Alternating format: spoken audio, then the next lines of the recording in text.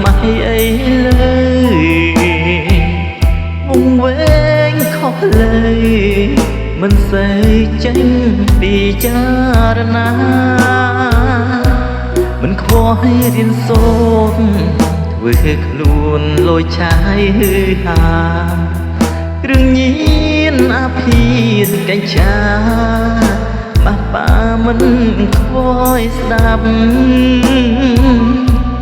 ក្មេងសងតែចិត្តស្រហៅឬស្យារំលោភប្រហាអនិច្ចាអនាគតថ្លៃឬរុំក្នុងគុកទាំងដែលខ្លួននៅគ្មានខ្ចីជីវិតលែងមានសេរីអ្វីអ្វីត្រូវចាប់ត្រឹមនឹងអាសូពុកម៉ែខិតខំចិញ្ចឹមរាំងសាមិននឹកស្មានថាកូនធ្វើរឿងបែបនេះឡើយពេលនេះពុកម៉ែជួយចាត់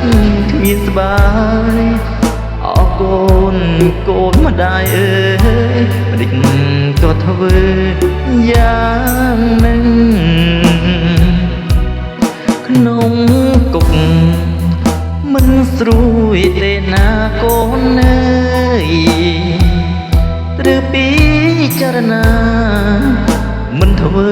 រឿងអ្វីក៏ដោយកូនសំ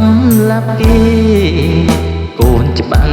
តិចមិនរួចឡើយកំពីតទៅ